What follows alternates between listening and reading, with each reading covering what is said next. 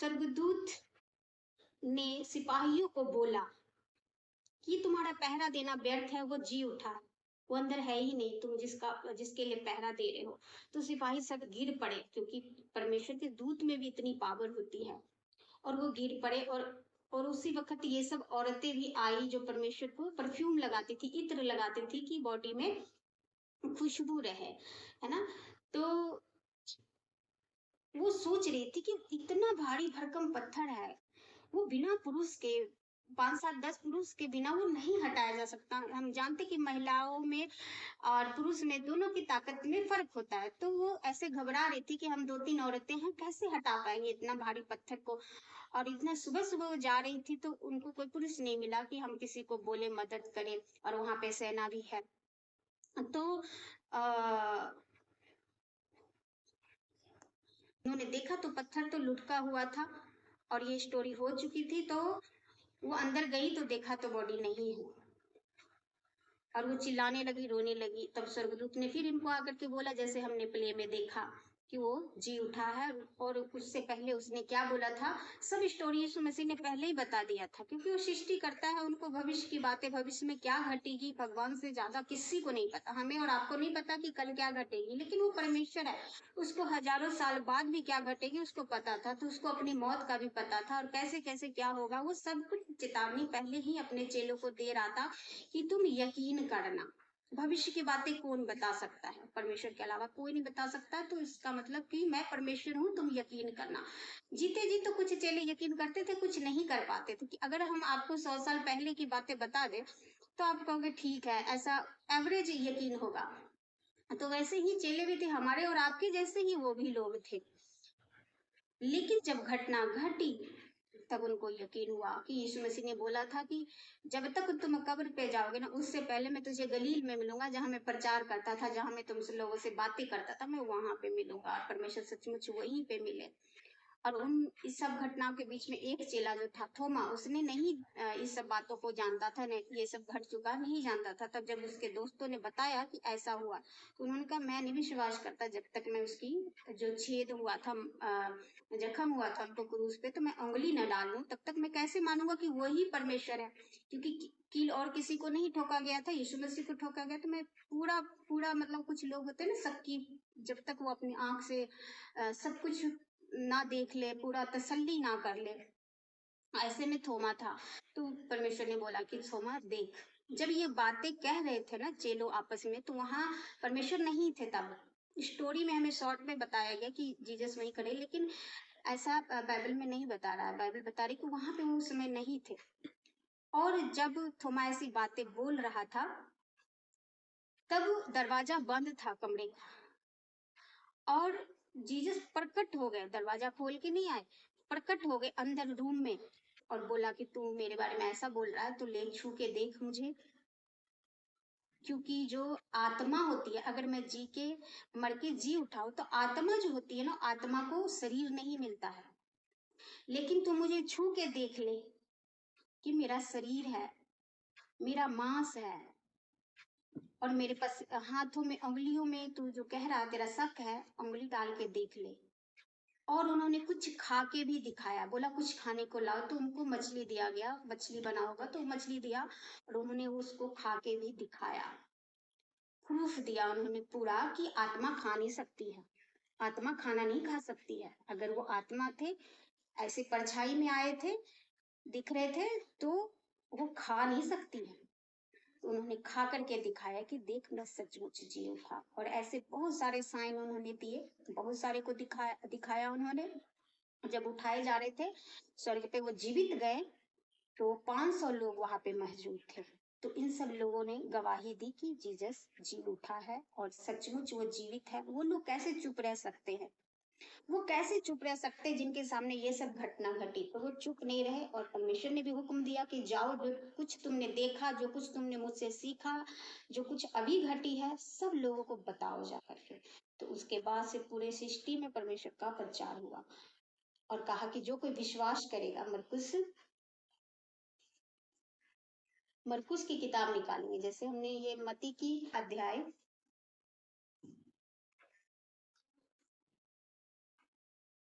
लोगों को शुभ समाचार प्रचार करो। यीशु मसीह ने ये नहीं कहा कि जाओ मेरे ईसाइयों को या फिर मेरे कुछ जो दोस्त है या मेरे जो पुराने भक्त हैं उसी को जाके प्रचार करो। परमेश्वर का हुक्म हम बड़े ध्यान से समझेंगे कि क्या हुक्म दिया उन्होंने। तुम सारे जगत में जाकर के सारी सृष्टि के लोगों को, इंसान को शुभ समाचार प्रचार करो। ये सारी बातें बताओ और जो विश्वास करे जो विश्वास करे और बपतिस्मा ले उसी का उद्धार होगा। जो तुम्हारी बातों पे विश्वास करे और परमेश्वर को ग्रहण करे, यह बोल के कि यीशु ही प्रभु है, इन सब घटनाओं पे यकीन करे और यीशु मसीह को अपना परमेश्वर माने, तो उसका उद्धार होगा, उसका मुक्ति होगा। जो अभी आपने घटना देखी या अब तक यीशु मसीह को जो जाना है, आपको यकीन हो रहा है कि ये सच्ची घटना थी? क्या डाउट हो रहा है? थोमा की तरह। दोनों जायज है, इसमें परमेश्वर थोप नहीं रहा हमें। थोमा को डाउट हुआ तो परमेश्वर ने ऐसा नहीं बोला, ए थोमा तुमने ऐसा क्यों बोला, ऐसा नहीं बोला परमेश्वर ने। परमेश्वर ने थोमा को प्रूफ दिया। अगर हमें अभी भी डाउट है तो कोई बात नहीं, इसमें कोई बुराई नहीं है, इसमें कोई बुराई नहीं है। अगर हमें डाउट है परमेश्वर हमें प्रूफ देगा, परमेश्वर हमें प्रूफ देगा। लेकिन अगर यकीन है कि यही है जो कहानी जो दिखाया गया, जो बताया गया, जो हमने जाना अपने तजुर्बे से अब तक, वो सच है, ये झूठी घटना नहीं है, तब परमेश्वर कह रहे हैं कि उसका उद्धार समझो हो चुका है, उसका उद्धार मैं करूंगा। परंतु जो विश्वास ना करे और दोषी ठहराया जाएगा। जो डाउट कर रहा है फिर मैं उसको यकीन दिलाऊंगा, उसके बाद भी कोई यकीन ना करे, थोमा इसके बाद भी यकीन नहीं करेगा, तब परमेश्वर ने कहा कि वो दोषी ठहराया जाएगा। अगर हमारे अंदर डाउट है कि यीशु मसीह नहीं है सच्चा परमेश्वर और हम डाउट कर रहे हैं, लेकिन हमें कोई ऐसा प्रूफ दे दे परमेश्वर, ऐसी कोई गवाही दे दे, ऐसा कोई साइन दे दे, ऐसा कुछ हमें बता दे परमेश्वर, और उसके बाद भी अगर हम कहें कि नहीं हम नहीं मानेंगे, तो परमेश्वर ने कहा वो दोषी ठहराया जाएगा, वो उसके ऊपर दोष लगाया जाएगा। क्योंकि अब और क्या बताए परमेश्वर, क्या दिखाए तुम्हें कि तुम यकीन करें। थोमा ने जो डाउट किया परमेश्वर ने दिखा दिया कि देख थोमा मैं वही हूं, तो इससे ऊपर और परमेश्वर क्या दिखाता उसको। लेकिन जो इतना ढीठ होगा, परमेश्वर ने कहा वो दोषी ठहराया जाएगा। लेकिन जो विश्वास करेगा, विश्वास करने वालों में ये चिन्ह होंगे। हम कैसे जानेंगे कि दोषी कौन है और विश्वासी कौन है? तो परमेश्वर में एक साइन देता हूं, एक चिन्ह देता हूं, उसकी पहचान तुम कैसे करोगे? कि वे मेरे नाम से दुष्ट आत्मा को निकालेंगे, मैं उसे अधिकार दूंगा। जो अधिकार मुझे मिला है मैं वही अधिकार उसको दूंगा, अपनी पदवी मैं उसको दूंगा, अपना अधिकार मैं उसको दूंगा, और वो दुष्ट आत्माओं को निकालेंगे और नई नई भाषा बोलेंगे और सांपों को उठा लेंगे, और यदि वो प्राण नाशक वस्तु भी पी जाए तो भी उसकी कुछ हानि ना होगी। वे बीमारों पर हाथ रखेंगे और वे चंगे हो जाएंगे। सांपों को उठा लेंगे मतलब ये संसार की सांप नहीं तो लोग कुछ ऐसा समझेंगे ना वचन को आधा अधूरा, तो सांप को उठा उठा करके खेलेंगे कि देखो लाओ मैं सांप को उठा लेता हूँ, क्योंकि वचन में लिखा है कि वो तुम सांपों को उठा लोगे लेकिन वो सांप तेरा नुकसान नहीं करेगा। अरे नहीं भाई, ये ऐसा मत करना। इस वचन को सीख के परमेश्वर ने इस सांप की बात नहीं की, परमेश्वर ने आत्मिक संसार की बात की। जो हमारे जीवन में दुष्ट आत्माएं हैं, जिसे लोग भूत बोलते हैं, काल बोलते हैं, बदरू बोलते हैं, वो उसको परमेश्वर ने सांप बोला। वो डसते हमारे जीवन को, हमें बीमारियां देते हैं। हमारे अच्छे खान पान के बावजूद भी कौन इंसान चाहता है कि हम गंदा खाएं? सब अच्छा खाता है अपनी हैसियत के हिसाब से, सब साफ सुथरा अच्छे से बना के खाता है। कोई नहीं खाता है कि हम गंदा ही खा लेते हमें बीमारी लग जाए। सब अपने अपने हिसाब से साफ सफाई से बनाता है, खाता है, लेकिन फिर भी हमारे शरीर में बीमारियां आ जाती है। तो ये उसी का काम होता है। और परमेश्वर का वो सांप तुम्हारे जीवन में डसता है, तुम्हें जहर भरता है, तुम्हारे जीवन में, तुम्हारे शरीर में बीमारियों को भरता है। और तुम उसे उठा लोगे, तुम अपने जीवन से उसको निकाल कर उठा करके फेंक डालोगे। और यदि प्राण नाशक वस्तु भी पी जाए तो भी उनकी कोई हानि नहीं होगी। इसका ये नहीं मतलब है कि हम बाजार से जाए और जहर पी करके ट्राई करें कि परमेश्वर ने तो ऐसा बोला कि हम जहर भी पी जाएंगे तो हमारा नुकसान नहीं होगा, तो हम ट्राई करते हैं कि क्या ये सच में होता है।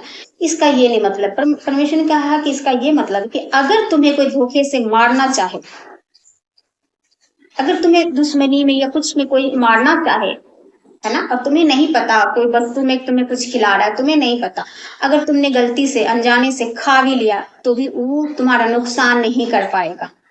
मैं तेरी शरीर की रक्षा मैं करूंगा, तेरी सुरक्षा मेरे हाथ में, किसी के हाथ में नहीं कि तुम्हें कोई मार दे। तुम्हारी मौत मेरे हाथ में। इसलिए परमेश्वर के लोग निडर होते हैं, वो कहीं भी जाने से कुछ नहीं डरते, किसी के बोलने से नहीं डरते, किसी के घात करने से नहीं डरते, क्योंकि उसको पता है कि जब परमेश्वर का हुक्म होगा तभी मेरी मौत होगी, इसके अलावा मेरी मौत नहीं होगी। और ऐसा एग्जाम्पल बहुत सारे हैं। परमेश्वर के एक बहुत बड़े दास हुए, उनका नाम साधु सुंदर सिंह था, और वो एक जंगली रास्ते से उनको जाना था। तो गांव वाले ने बोला कि बाबा जी रात हो गई है, वो भगवा कपड़ा पहनते थे, तो बोला बाबा जी रात हो गई है, आप इस सुनसान जंगल से मत जाओ, वहां पे डाकू और चोर बसेरा करते हैं। तो वो नहीं डरे, बोले मुझे जाना है, कोई बात नहीं, मेरा परमेश्वर मेरे साथ है, मुझे कोई नहीं मार सकता। गांव वाले बोले ठीक है बाबा जी जाओ, आपकी मर्जी। वो चल पड़े, और सच में वहां पे गुंडे रहते थे, बसेरा करे हुए थे। तो बाबा जी को घेर लिया और बोला कि तुम कौन हो, इस जंगल से भेदिया हो, मेरा भेद लेने आए हो, कौन हो, हम तुमको मार देंगे। और गोली तान लिया उसके ऊपर, और जैसे ही गोली चलाने लगा, गोली नहीं चला। तो बाबा जी ने बोला, परमेश्वर के दास ने बोला कि मैं तुझे मार दूंगा, क्या पता तू भेदिया है, किसने भेजा, पुलिस वाले ने भेजा या कौन है, तो मुझे नहीं पता। शक हुआ उसको, बोला मैं मार दूंगा। और वो गोली को चलाया, गोली चलाया, गोली नहीं चली। वो गन भरा हुआ था गोली से, लेकिन गोली नहीं चली। तो बोला कि ये तू कौन है रे, मैंने गोली चलाई, गोली क्यों नहीं चली, मेरा बंदूक साफ है, सब कुछ ठीक है, सारा सेटिंग है, ये चली क्यों नहीं गोली, तू कौन है। तो बोला मैं यीशु मसीह का भक्त हूँ, जब तक उसका हुक्म नहीं होगा मुझे कोई नहीं मार सकता, तेरी गोली भी मुझे नहीं मार सकती। तो वो सब गुंडे उनके घुटने में झुक गया कि बाबा जी आप महान हो, किसको मानते हो, आप कौन है। तो वो सब गुंडे को परमेश्वर का प्रचार सुनाया कि मैं यीशु मसीह का भक्त हूँ, ये बुराई काम छोड़ो, किसी को मारना काटना छोड़ो, इससे तुम नर्क जाओगे। इस जीवन में तो तुम किसी को डरा धमका के जी लोगे, लेकिन आगे का जीवन तेरा अच्छा नहीं होने वाला है, तुम नर्क में इससे भी ज्यादा दुख को भोगोगे। और ये सच में होता है। तो ये सब कुछ उस डाकुओं ने यकीन किया और बोला बाबा जी हम आज के बाद ये सब काम को छोड़ते हैं, हथियार को छोड़ते हैं, आप मुझे अपना चेला बना लो, मुझे सिखाओ और बताओ और कुछ। तो ये घटना घटी। तो पर ये कहने का भाव है कि परमेश्वर के लोगों को कोई मार नहीं सकता जब तक उसकी हुक्म नहीं हो। बहुत सारे लोग आज भी मर रहे हैं परमेश्वर के, तो लोग कहेंगे मर तो गया, ये परमेश्वर की हुक्म है। और जब हम प्रकाशित वाक्य पढ़ते हैं तो परमेश्वर ने कहा कि कुछ लोगों का मैं बलिदान लूंगा ताकि मैं सच्चे प्यार को परखूंगा कि ये लोग जो मुझसे प्यार करते हैं, क्या ये मेरे लिए जान देने तक के लिए तैयार है, मेरी समाचार के लिए अपने जान देने के लिए तक की तैयारी कर चुके हैं, कि खाली झूठ मूठ का बोलते हैं कि प्रभु मैं आपसे प्यार करता हूँ, प्यार करता हूँ, जैसे मैंने इनके लिए जान दिया, क्या ये मेरे खबर को, मेरे शुभ समाचार को पहुंचाने के लिए प्राण तक दे सकते हैं कि नहीं।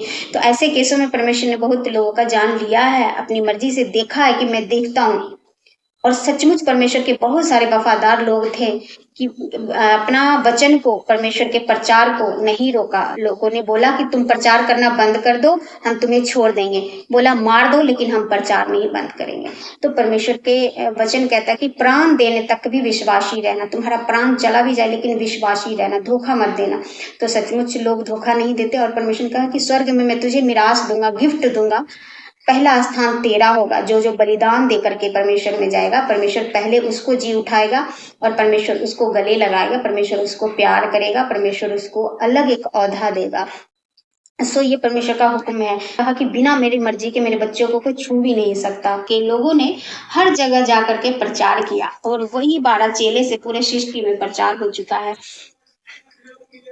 और प्रभु उसके साथ काम करता रहा और उन चिन्हों के द्वारा जो साथ साथ होते थे वचन को दृढ़ करता रहा। आमीन।